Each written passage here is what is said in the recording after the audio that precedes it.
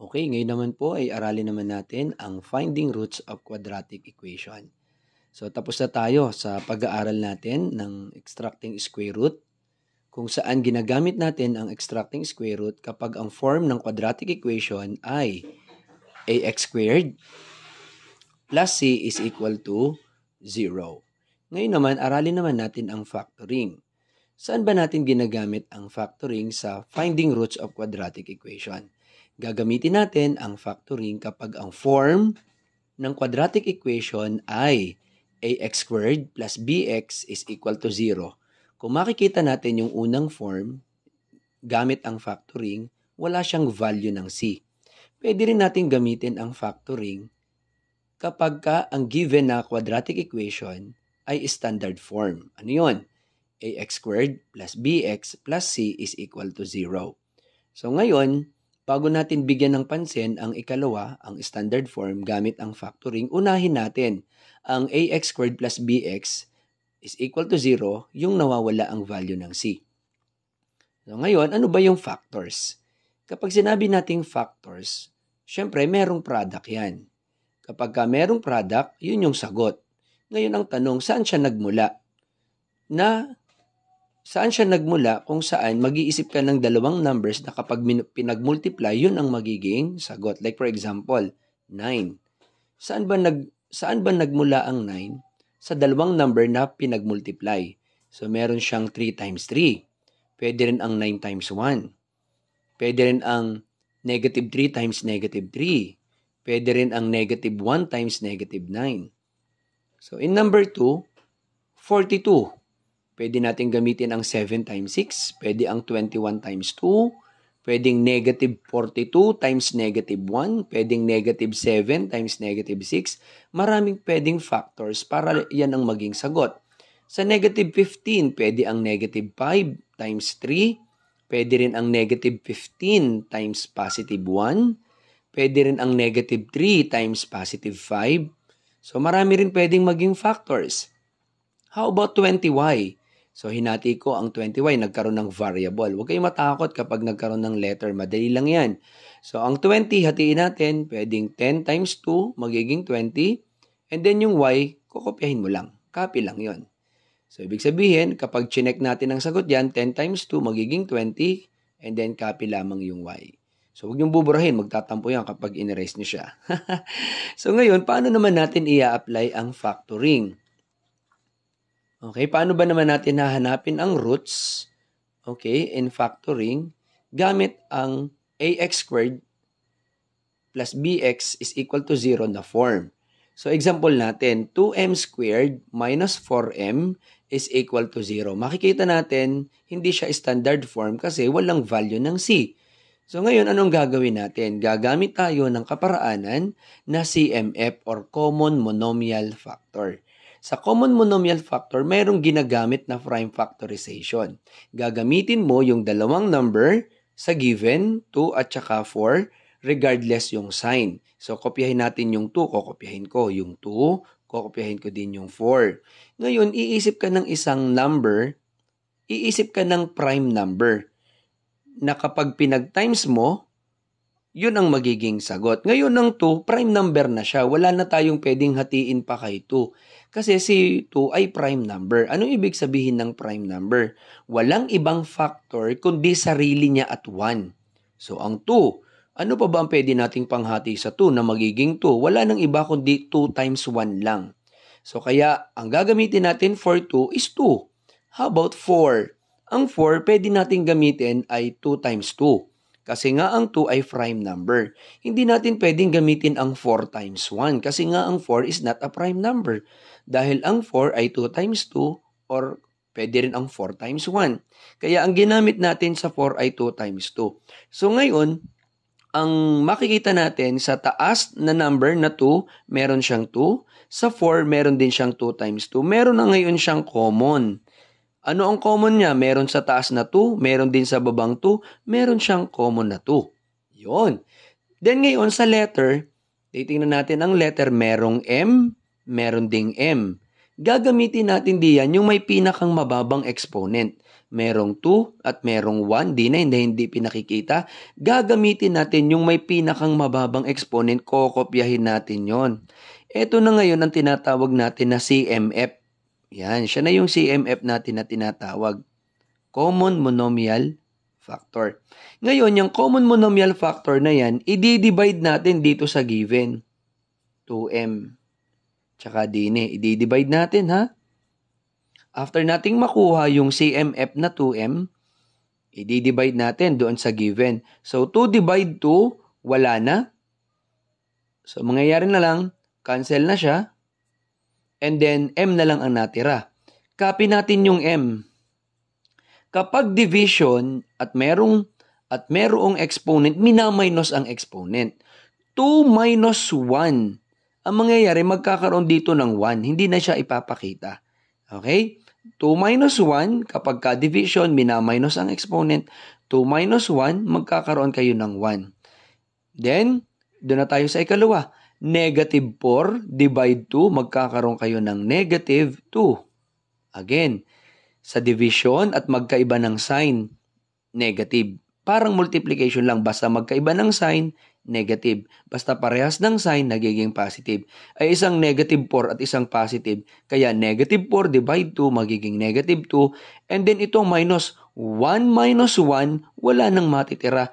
So ito na lang ang ito ang natira sa ating equation. Ito ang natira sa ating quadratic equation equals 0.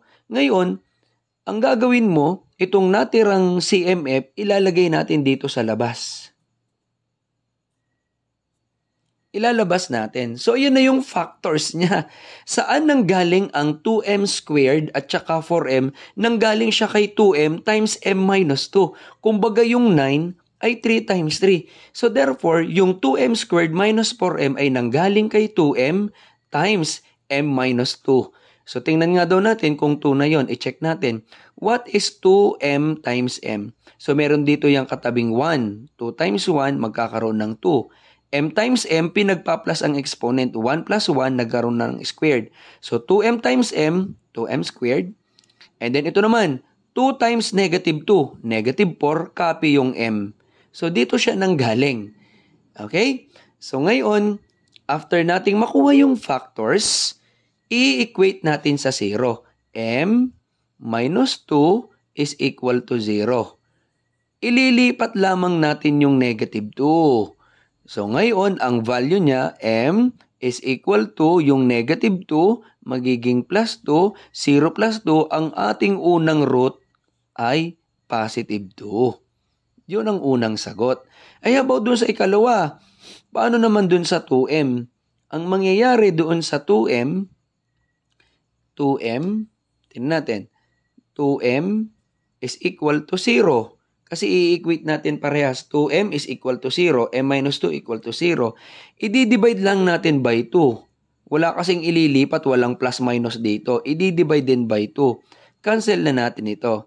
So therefore, ang another value ng m is equal to 0 divide 2, any number or any letter na ang numerator ay 0, the answer is always 0. So, ang roots natin ay 2 at saka 0. So, that is number 1. Proceed tayo sa number 2. So, again, gagamit tayo ng prime factorization, 10 at saka 5. So, ang 10, meron siyang 5 times 2. So, ang 5 ay prime number, ang 2 prime number. Ang 5 wala nang ibang pwedeng hatiin, kundi 5 times 1 lang. Ang 2 wala na ring iba, kundi 2 times 1 lang. Ang 5, 5 din. So, therefore, ang 5 wala nang iba, kundi 5 times 1. Makikita natin, common ang 5. Magkakaroon kayo ng common na 5. Ngayon, may mas mababa, 2 at saka 1. Gagamitin natin ay yung may pinakang mababang exponent na y. I-divide natin by 5y. I-divide din natin ito by 5y. Yan. So ngayon, 10 divide 5, magkakaroon kayo ng 2. Yun na, kita natin, magkakaroon ng 10 divided by 5 ay 2. 2 minus 1, magkakaroon kayo ng 2y. And then ito, negative 5 divide positive 5. Ilang 5 meron sa 5? Ay di magkakaroon kayo ng 1. Negative divide positive, negative.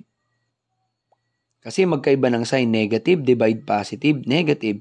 5 divide 5, 1. Ilang 5 meron sa 5? Ay di 1. Ito naman iminaminus ang exponent. 1 minus 1, wala ng y. Is equal to 0. So, yan yung unang factor. And then, itong nakuhang 5y, ilalagay natin sa labas. Yon. So, therefore, dito muna tayo sa una. Equate natin sa 0. So, ang una nating naging factor ay 2y minus 1 is equal to 0. So, ang mangyayari natin diyan, ililipat natin yung negative 1 sa kabila. Matitira ay 2y is equal to, yung negative 1 magiging positive 1. Para magsolo ang y, divide 2. Divide 2. Cancel ito. So, ang y natin, unang root natin ay 1/2. Yan ang una nating root. Pangalawa, 5y. Sagutan naman natin si 5y. So, dito natin ilagay kasi puno na. Ilagay natin dito sa taas. Okay, si 5y. Ganun din, si 5y.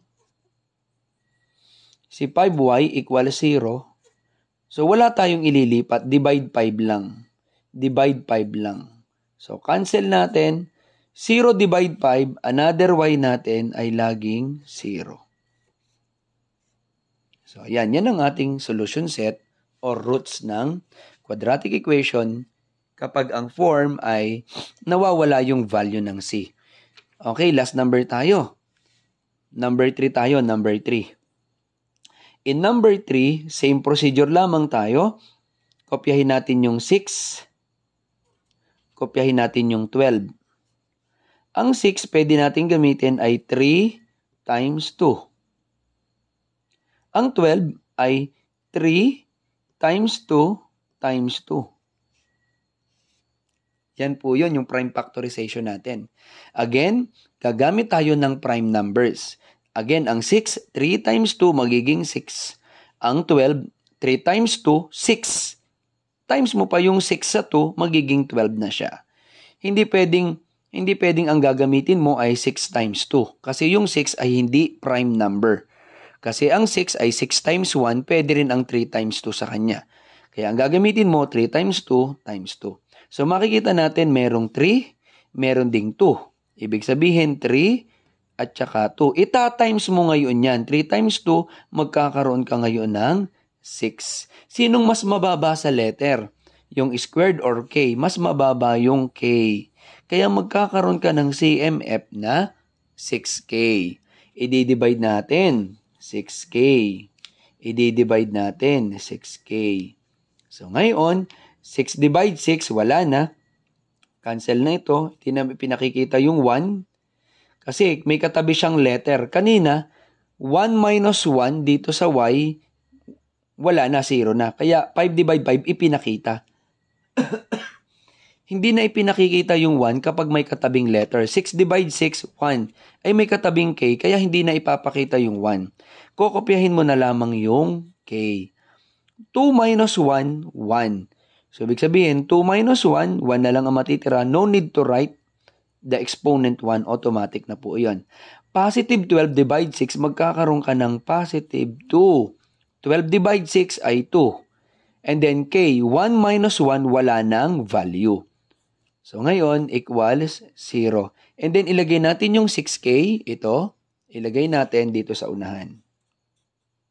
Yan ang factor niya, 6k times k plus 2. So, ngayon, para makuha natin ang roots, i-equate lang natin sa 0. So, ibig sabihin, k plus 2 is equal to 0. Ito yon yung unang factor.